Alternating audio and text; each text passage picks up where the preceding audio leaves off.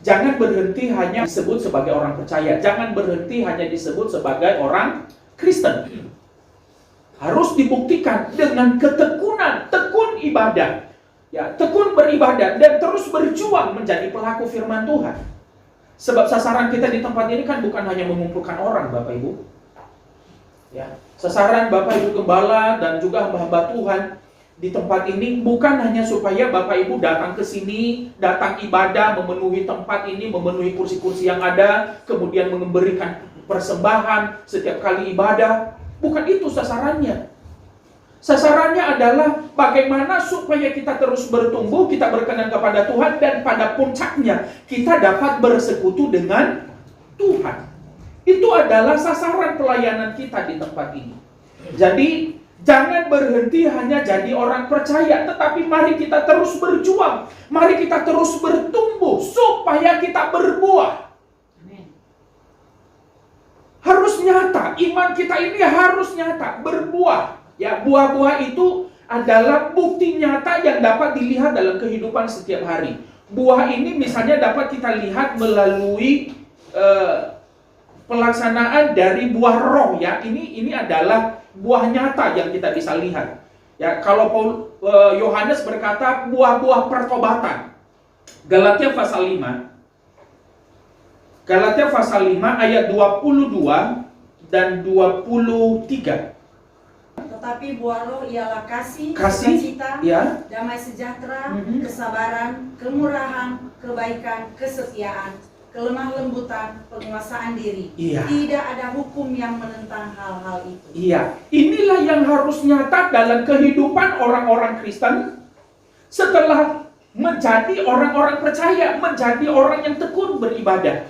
Kalau sebelumnya praktek hidupnya justru sebaliknya, tidak sabar, tidak kasih, ya, itu di dalam ayatnya yang ke-19.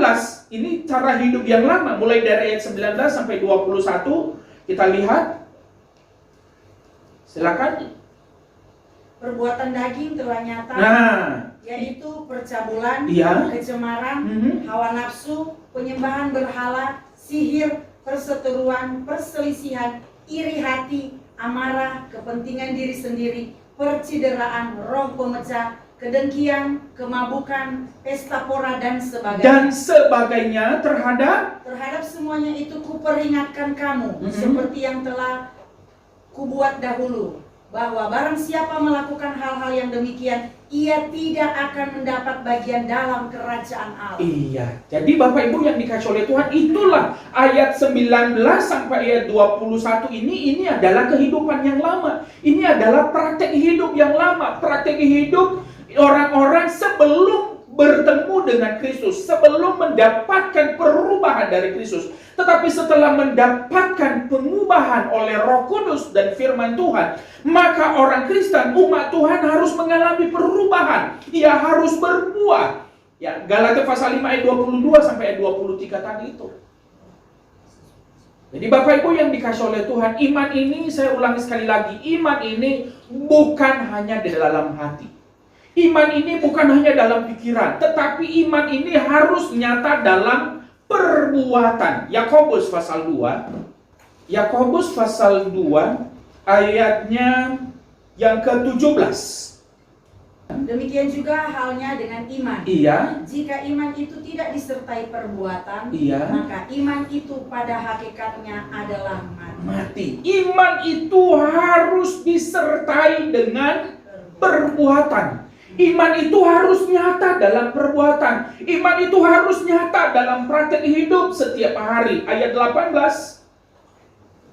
Tetapi mungkin ada orang berkata, padamu ada iman dan padaku ada perbuatan. Iya. Aku akan menjawab dia, tunjukkanlah kepadaku imanmu itu tanpa perbuatan, dan aku akan menunjukkan kepadamu imanku dari perbuatan-perbuatan. Iya, iman itu harus nyata dalam perbuatan. Setiap orang dapat berkata-kata, aku beriman kepada Kristus. Setiap orang berkata, aku punya firman Tuhan. Setiap orang dapat mengaku tahu firman Tuhan, hafal banyak ayat, bisa mengajar firman Tuhan. Tetapi Alkitab berkata, aku menunjukkan imanku, aku menunjukkan pengetahuanku tentang firman, aku menunjukkan pengertianku tentang firman Tuhan ini melalui praktek hidup setiap hari. Sebab iman itu bekerja sama dengan perbuatan. Ayat 22 dari Yakobus pasal 2 itu. Kamu lihat bahwa iman bekerja sama dengan perbuatan-perbuatan, dan oleh perbuatan-perbuatan itu iman menjadi sempurna. Iman menjadi sempurna.